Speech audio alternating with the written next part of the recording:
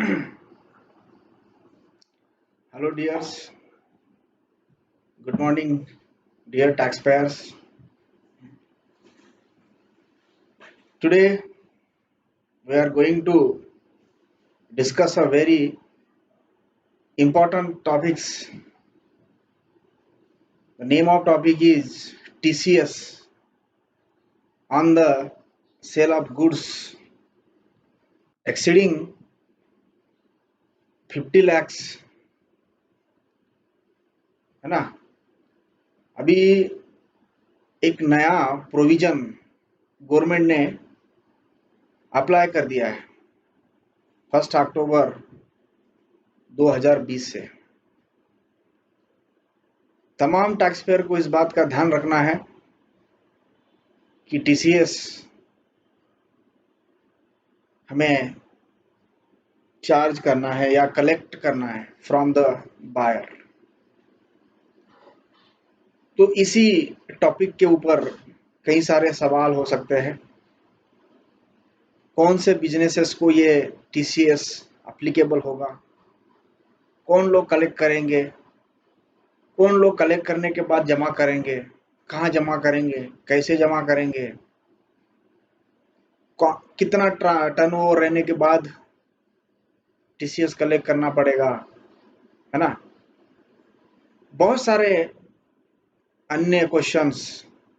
ये टीसीएस क्या सर्विसेज पे देना होगा या मटेरियल पे देना होगा, है ना? या फिर ये कब लागू होगा, कब नहीं लागू होगा, कौन से बिजनेसेस इसके अंडर में आते हैं, कौन से बिजनेस इसके अंडर में नहीं आते हैं, कौन से एग्जम्प्टेड है, कौन से किस किस बिजनेसेस को अप्लीकेबल है। अबाउट दिस ऑल थिंग्स, है ना, इसी प्रश्न का उत्तर, इसी क्वेश्चंस के आंसर्स हम देने का प्रयत्न इस वीडियो के माध्यम से करेंगे। तो डियर टैक्स पेयर, ये जो कंसेप्ट है टीसीएस, ये कंसेप्ट भी ऑलरेडी जीएसटी में इंट्रोड्यूस हुआ था, बट सम कुछ कारण की वजह से, है ना, ड्यू टू सम रीजंस, इस प्रोविजन को एक्सटेंड करते करते वो अभी 1 अक्टूबर 2020 तक एक्सटेंड करते करते अभी एप्लीकेबल करने जा रही है।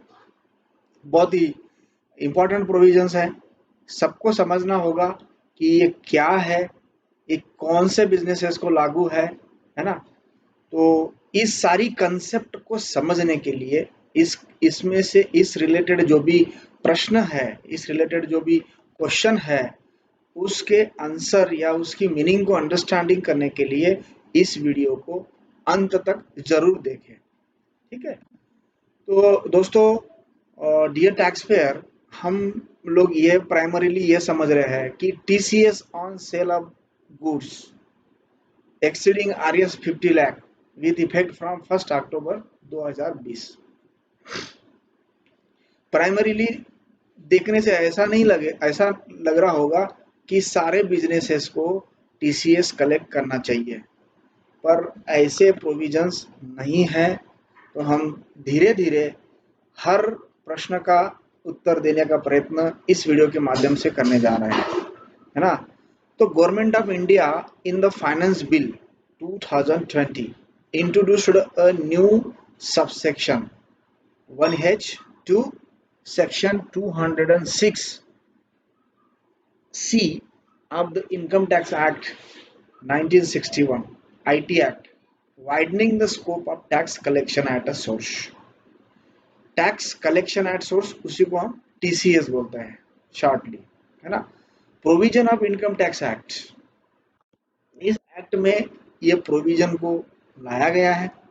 Every person being a seller, every person being a seller who receive any amount as a consideration for sale of any goods of the value or aggregating of such value exceeding 50 lakh rupees in any previous year other than goods being exported out of India or goods covered in subsection 1 or subsection 1F or subsection 1G shall at the time of receipt of such amount collect from the buyer a sum equal to 0.1% of the sale consideration exceeding 50 lakh rupees as income tax। इस बात से हमें यह पता चल रहा है कि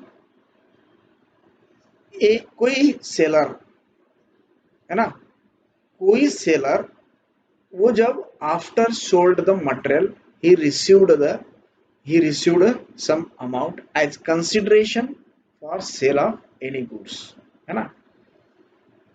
अब goods and value of such goods exceeding 50 lakh rupees in any previous year, कोई भी प्रीवियस ईयर में, है ना, प्रीवियस ईयर में अगर 50 लाख से ज्यादा का ट्रांजैक्शन अगर किया है, 50 लाख से ज्यादा का माल अगर किसी पार्टी को बेचा है, तो वो पार्टी, वो बिजनेस, वो कंपनी टीसीएस कलेक्ट करेगी। ठीक है। अब हमें यह ध्यान रखना है कि जो भी सेल हुआ है that sale domestic sales, it means not a exported sale, है ना। Exported sale has been exempted, है ना। Only domestic sale is a consideration. अब यहाँ पे हमें एक चीज समझना होगा, seller means a person whose total sales gross receipt turnover from the business carried on by him exceeds 10 crores during the previous year ended on 31st March। थोड़ा detail में जाते हुए एक्सप्लेनेशन देख लेते हैं इसका। ठीक है। Sale of goods of aggregate value more than 50 lakhs, देखो ध्यान से रखना, sales of goods of aggregate value more than 50 lakh in a year to a buyer। ठीक है। थोड़ा और आगे चलते हैं, goods does not include export. Goods ये जो गुड्स हम बेच रहे हैं इसमें एक्सपोर्ट कवर्ड नहीं है ना। Goods does not include exports and goods covered under section 206C sub clause 1, sub clause 1F, sub clause 1G। For example alcoholic liquor for human consumption, tendu leaves, timber, scrap, coal, lignite, iron ore, sale of motor vehicle, foreign remittance and overseas tour program package, etc. If buyer has not deducted TDS on purchase of goods, then the seller shall collect TCS at the rate 0.1% at the time of receipt of consideration in excess of RS 50 lakhs। अभी एक चीज हमें समझना है कि ये जो TCS है ये अप्लीकेबल होगा ऑन एनी गुड्स। अब एनी गुड्स मीन्स क्या, जो गुड्स ऑलरेडी इन सेक्शनों में, जैसे under section 206C sub clause 1, 206C subsection 1F and 206C 101G, है ना। इसमें जो ऑलरेडी कवर्ड है, कुछ आइटम्स ऑलरेडी प्रेस्क्राइब्ड है, इन आइटम को छोड़ के बाकी जो भी गुड्स है उन ऑल गुड्स के ऊपर, एनी गुड्स के ऊपर ये टीसीएस एप्लीकेबल होगा। और सेलर की रिस्पॉन्सिबिलिटी है कि he has to collect the TCS at the 0.1% due to global pandemic, due to global corona pandemics, the rate of TCS has been reduced from 0.1% to 0.075% till the end of the year. It means end of the 31st March 2020 as per government notification. ये जो अब ये जो provisions है ये applicable होगा 1 October 2020 से। अब इसमें एक चीज और ध्यान देना है, सेलर मीन्स क्या? Seller means the person having turnover gross receipt total sales from business exceeding RS 10 crore during the financial year preceding the financial year in which goods are sold. No TCS is the required when the buyer is a कुछ ऐसे buyer है जिसको cell करते हुए seller को TCS collection करने की जरूरत नहीं है। वो कौन है? जैसे अगर कोई बिल सेंट्रल गवर्नमेंट को कर रहा है या कोई स्टेट गवर्नमेंट को कर रहा है या किसी एम्बेसी को कर रहा है या कमीशन और हाई कमीशन को कर रहा है या लीगेशन को कर रहा है, trade representation of foreign state को कर रहा है या लोकल अथॉरिटी को, इन किसी भी बायर को अगर सेल होता है तो आपको टीसीएस कलेक्शन करने की जरूरत नहीं है। सबसे इंपॉर्टेंट चीज और एक है कि सर्विसेज पे टीसीएस आज के डेट में एप्लीकेबल नहीं हुआ है। ठीक है, जो टीसीएस हमें देना है या टीसीएस चार्ज करना है, जो टीसीएस हमें कलेक्ट करना है, वो केवल गुड्स के ऊपर करना है ना, ना कि सर्विसेज के ऊपर। तो थोड़ा सा हम यहाँ एक ट्राई करते हैं कि गुड्स क्या होता है, मीन्स गुड्स की डेफिनेशन को थोड़ा समझने का प्रयत्न हम यहाँ करते हैं। गुड्स क्या होता है? The terms have not been defined in the Income Tax Act. Hence, we may refer to Sale of Goods Act 1930 or Goods and Service Tax Act 2017 for the meaning of the goods. In both the act, the term goods have been defined as a goods means every kind of movable property. What? Every kind of movable property other than money and security, but include actionable claim, growing crops, grass and thing attached to or forming part of the land, which are the agreed to be served before supply or under a contract of a supply. ठीक है, goods कौन से होते हैं हमने यह देख लिया। सेल्स गुड्स एक्ट 1930 और जीएसटी एक्ट 2017, इन एक्ट में गुड्स की डेफिनेशन दिया है। Goods means every kind of movable property, है ना, ये every kind of movable property other than money and security, but include actionable claim, growing crops, grass and thing attached to or forming part of a land, which are agreed to be served before supply of under a contract of supply. ठीक है, तो एक बात ध्यान में रखना है,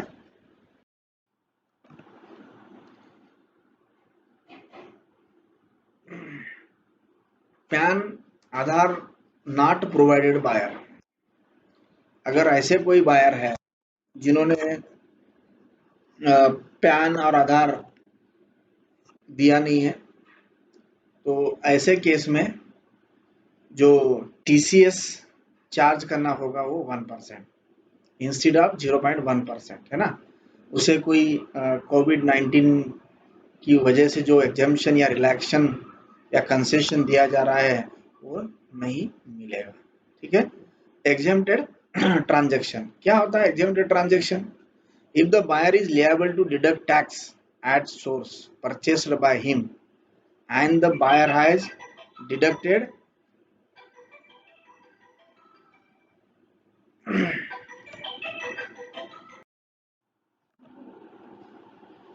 Exempted transaction if a buyer is liable to deduct tax at source on goods purchased by him and the buyer has deducted the amount, then the seller is not required to collect a TCS on such a transaction. Both the condition need to be fulfilled. The buyer should be liable for deduction of tax at source and has deducted such a amount. ठीक है. Export and other provision relating to TCS. ठीक है. TCS is not required to be collected in respect of export. जैसे कि हमने already discuss किया है कि TCS के एक्सपोर्ट के ऊपर हमें TCS चार्ज करना नहीं है और कलेक्शन करना नहीं है. The consideration of sale of goods exclude consideration toward goods exported out of India, and even the definition of buyer exclude a person importing goods from India. Further, this provision will also be not applicable if TCS is required to be collected by the seller under section 206 subsection 1 or 206 subsection 1F or 206 subsection 206C 100G for sale of alcoholic liquor for human consumption, tendu leaves, timber, scrap, coal, sale of motor vehicle, foreign remittance, etc. If the seller is receive consideration of 1 crore from buyer for sale of scrap or sale of motor vehicle, then provision under section 206C subsection 1 and 206C 1 subsection 1F would be applicable.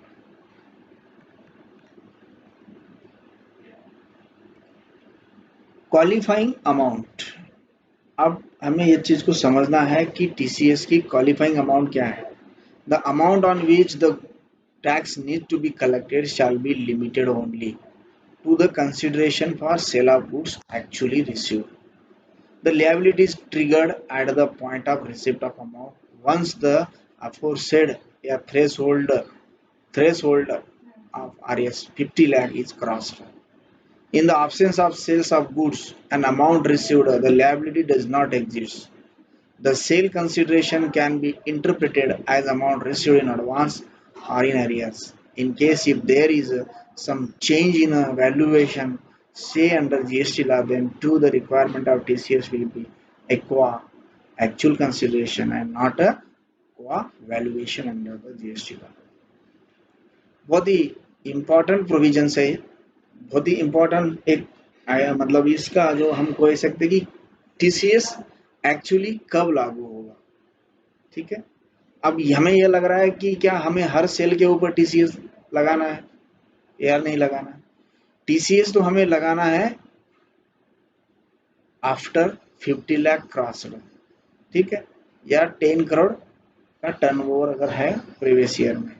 उसके बाद भी हमारा cell, आज मान लो हमने 10 लाख का cell किया और हमने 1 रुपया भी रिसीव नहीं किया. ठीक है. तो हमें कोई TCS देने की जरूरत नहीं है. TCS हम तभी देंगे जब हम एक्चुअल अमाउंट रिसीव करेंगे. ठीक है.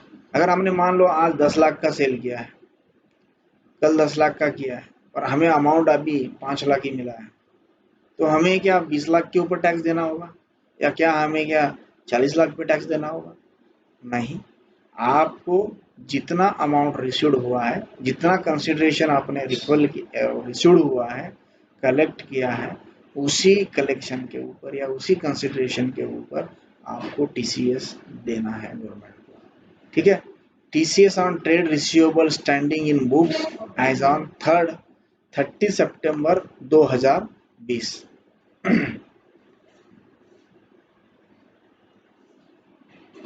TCS on trade receivable standing in books as on 30 September 2020. The trigger point of collection of TCS is received of consideration for sale of goods, and hence one may say that as the consideration is received on or after 1st October 2020, TCS provision are applicable on such transaction and TCS should be collected by the seller. However, we feel that for this provision to be applicable, both the condition need to be satisfied. क्या बोला जा रहा है यहाँ पे? There, the sale of goods is carried out. Sale of goods must have been actually affected and the consideration must be received in respect of such a sale. सबसे main चीज हमें यहाँ समझना है, अगर कोई भी सेल अप टू 30 सितंबर तक हम करते हैं और उसका कंसिडरेशन हमको 1 अक्टूबर 2020 के बाद अगर रिसीव होता है, ठीक है, तो उस कंसिडरेशन के ऊपर the consideration of sale of previous month या प्रीवियस मंथ, है ना, हमें वहां पे टीसीएस देने की जरूरत नहीं है या टीसीएस कलेक्ट करने की जरूरत नहीं है। ये सबसे इम्पोर्टेंट पॉइंट है, ये हमें समझना होगा, ध्यान रखना होगा कि जो भी हमारा अप टू 30 सितंबर तक का सेल हुआ है और उसका जो भी कंसिडरेशन हमें मिलेगा after the end of the September, है ना, during the month of the October November December, हमें उसके ऊपर टीसीएस चार्ज या टीसीएस भरने की कोई जरूरत नहीं है। ठीक है, ये चीज ध्यान में रखना है। अब टीसीएस कब से लागू होगा? 1 अक्टूबर 2020, 1 अक्टूबर 2020 से अगर आपका सेल ट्रांजैक्शन हो रहा है, आपका सेल्स ऑफ एनी गुड्स हो रहा है, तो ओनली उस सेल ऑफ गुड्स का कंसिडरेशन हमें 1 तारीख या 1 तारीख के बाद जब भी हमें रिसीव्ड होता है या जब भी रिसीव किया जाता है, उस तारीख से लेकर उस मंथ के एंड से लेकर 7 दिन में या 1 वीक में हमें उस टीसीएस को सेंट्रल गवर्नमेंट के खाते में जमा करना होगा। ठीक है, ये चीज समझ में आ गई?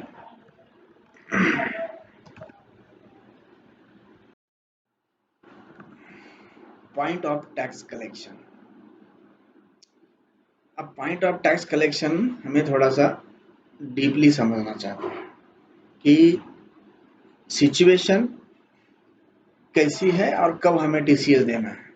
थोड़ा शांति से इस बात को समझने का प्रयत्न करते हैं और वो समझ जाएंगे। ठीक है, sale order is before 1 October 2020 but the sale is not completed as up to 30 September 2020। क्या हुआ? Sale order is before 1 October 2020 but the sale is not completed up to 30 September 2020.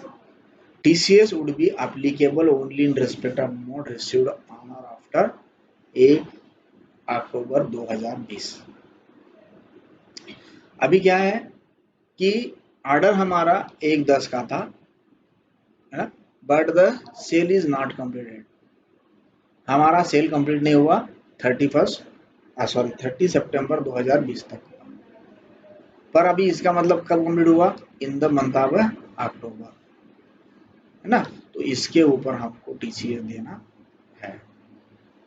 Cell order executed on और after, cell order जो है हमने 1 तारीख के बाद हमने एग्जीक्यूट किया, तो TCS shall be applicable on the amount of received as a consideration. अभी एक लास्ट पॉइंट है अंडरस्टैंडिंग के लिए, sale order is executed before 1 October 2020 and the payment is received after the 1/10/2020।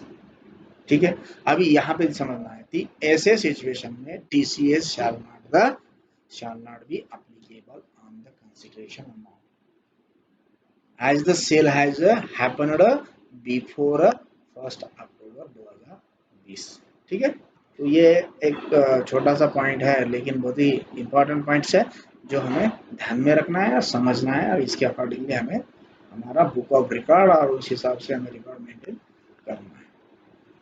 ठीक है, अगला पॉइंट देखते हैं, cancellation of sale. Cancellation of sale. Practical difficulty may arise when advance is collected for sale of goods and TCS remitted and subsequently the contract is cancelled and the amount is refundable.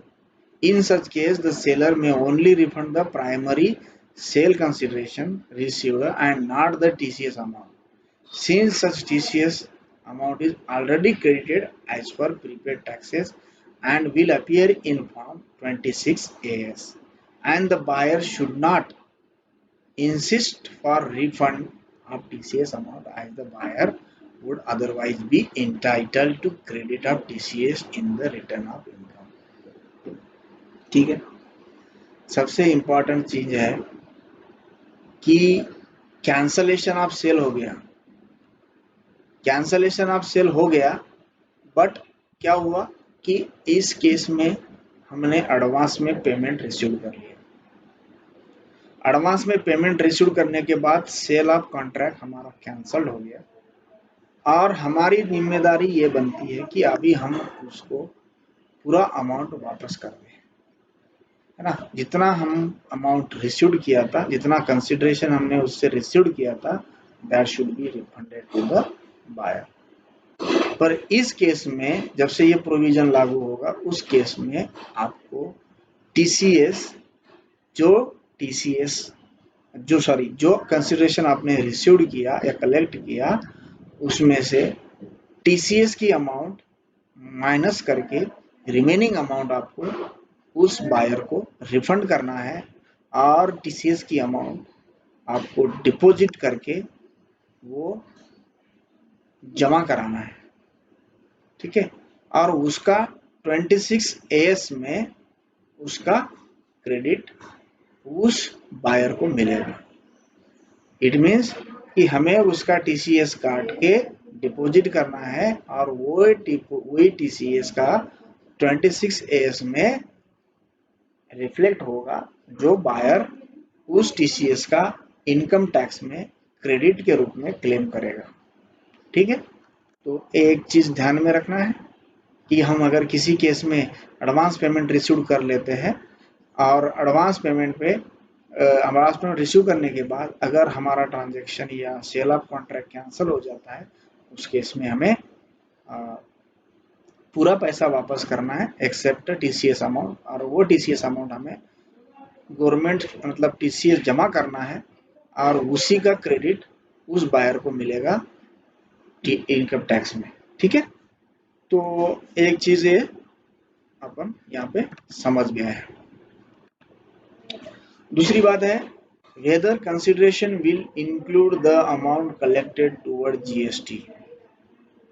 क्या बोलता है वो, whether consideration will include the amount collected toward GST. The word consideration has not been defined and hence one may say that consideration amount will be inclusive of GST for the purpose of collection of TCS. However, when it comes to withholding taxes at source, TDS is not deducted on the GST element. Hence, similar view can be taken in case of tax collection at source, and given that GST is a separate tax, it should not be included for the purpose of collection of TCS. सबसे एक बहुत ही important points है जो अभी हम discuss करने जा रहे हैं, वो है कि क्या टीसीएस की अमाउंट इनवॉइस में इंक्लूड करना चाहिए या नहीं। अब इसके लिए एक चीज बोला गया है, there is no provision which mandatorily require the seller to include the amount of TCS in the tax invoices. क्या बोला है, ऐसी प्रोविजन नहीं है, ऐसा मैंडेटरी नहीं है कि आप जब इनवॉइस बनाते हैं उसी समय इनवॉइस में टीसीएस चार्ज किया जाए, है ना। ऐसा प्रोविजन नहीं है। फिर भी If the amount of TCS is not included in the invoice, then the buyer would not be aware of the total amount of consideration payable to the seller, and therefore it would be advisable